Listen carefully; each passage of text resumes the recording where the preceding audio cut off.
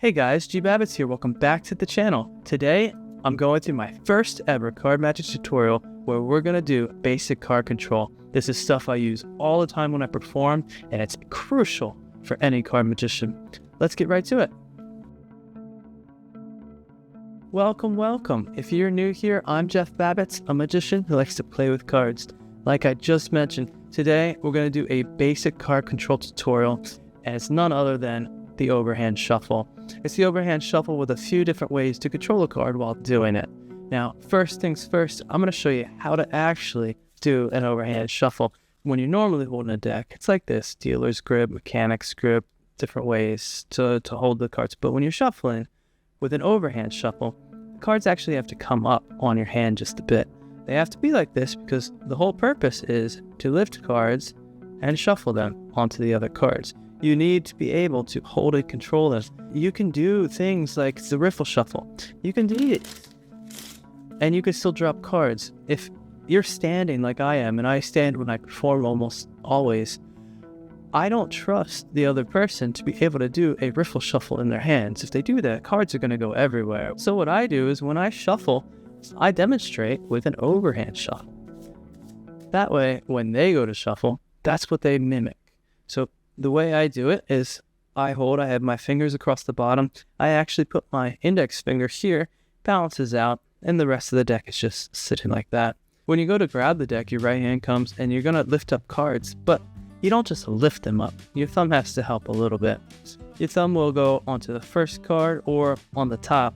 If you're doing a legitimate shuffle, and when we get to the card control in just a minute, this is not the case, but when you're doing a real shuffle, I recommend that the thumb comes onto the top and pulls off a chunk of cards, and then you just let the others fall. Your thumb can assist in the fall as well and pull off cards. Simple, just like that. And now the cards are mixed. They were already mixed, but now they're more mixed. You'll even see some folks, when they do the overhand shuffle, they'll finish it off by pushing the cards in like that. That's similar to almost a really sloppy Pharaoh shuffle, where the cards interlace, but you don't get that fancy bridge. Instead, you just push them in like that.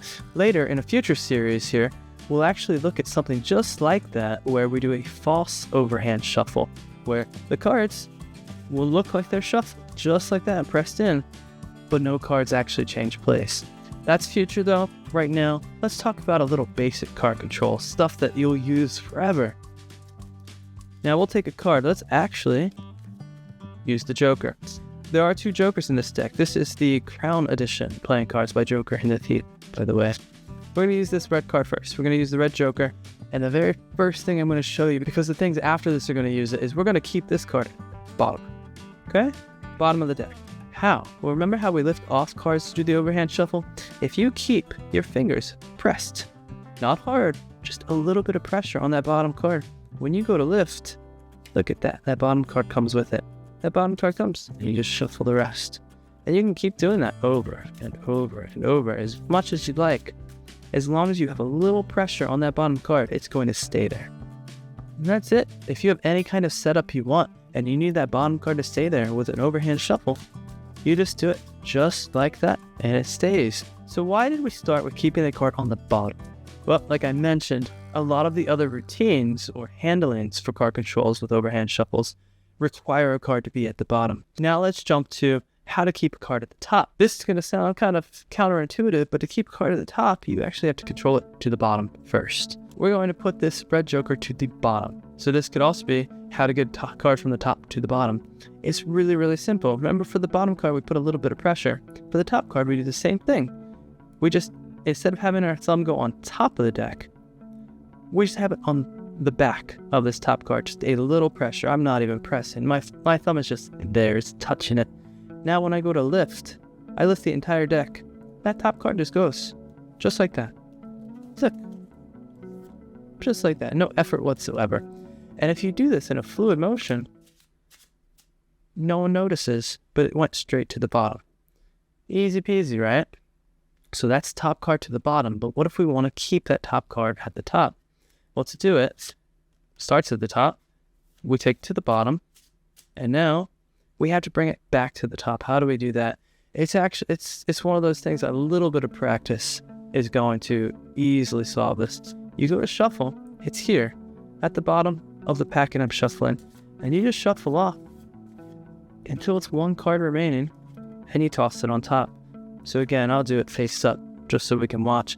Bring it to the bottom. So there it is on the bottom. And then you do it again. One continuous long motion, it's back at the top. You could do this all day long. Eventually, like me, you're going to end up dropping cards doing this, but you get into the rhythm. One thing, and you can't see because I'm focused on the camera here, but when you're doing this, don't stare at the deck. If you're staring, watching, they're going to be staring, watching. Instead, be casual. Watch them. Point around. Like, oh, look over there. All these fun little misdirection things. You're casual. You're not doing anything with the deck. So, let's jump forward just a bit. We now know how to keep a card at the bottom. We know how to keep a card at the top. What if we want to keep both the top and bottom cards? But this is a twofer. Not just because we have two cards, but because to learn this, you're actually going to learn a better utility move that's going to both be able to keep top and bottom cards at the same position, also hide a selected card, which is really fun. I'm going to teach the hide selected card part first, and then we'll get back into the how to control top and bottom. So again, let's do red joker. We have the red joker. Now don't get confused, I do have the other joker on the bottom, but we're going to hide this card. So let's say we have the selection. This is the spectator has selected this card, and we're going to go shuffle. Now, what we're going to do is retain the bottom card, but also move this card down. So light pressure on both cards, and when you go to lift, what just happened is that top card now came second from the bottom. So again, let's keep the face up so we can see. We'll do both of them face up. Light pressure on both, and when you lift, the card goes just like that. Then you shuffle the rest of these on top, just like that. Let's reset, just to go through this once more. So we have the card selected on top, and we just shuffle like that. That light pressure was enough to keep their selected card, sent it to the bottom, but not the very second from the bottom. How is that good? How does that hide a card? Well, this is what you can use for a trick. Quick reset, put it back. Alright, they select a card. This is great. It's fantastic. Let's just give the deck a little shuffle like this. Now I want you to look. Your card's not on top. You see that? We'll put that away. Your card's not on bottom. We'll take that. We'll put it away. And then as you can really talk and gesture, you give it another shuffle. It's fantastic. Again, there's your card. Wait, that's not your card. Look at that. Wonderful, right? So you're able to hide their card but still control it at the same time. How? Because you put it second from the bottom. So now that we know how to take that top card and put it second from the bottom, just like we did a second ago, we're going to take the cards. We're going to keep the top and bottom where they are. We're going to lift that whole middle out. So now we have those two cards and shuffle. Shuffle off just onto it, just like that. Next, when you're going to do it again, maintain that bottom card. Lift, and now what you have is you have the original bottom card, and in this packet you're about to shuffle off, you have the original top card at the bottom. And now you're doing just like you would if you're bringing the bottom card to the top. You just shuffle until that card is there. And when you do, you've just controlled the top and bottom cards, and you've kept them where they are. Which is pretty fun. It's actually a little difficult to talk about this while doing it. But you just keep doing this all day long, and next thing you know, you've controlled the cards. But there you have it, folks. This is basic card control. The overhand shuffle and the ability to control the top and bottom card, they come into so many different routines.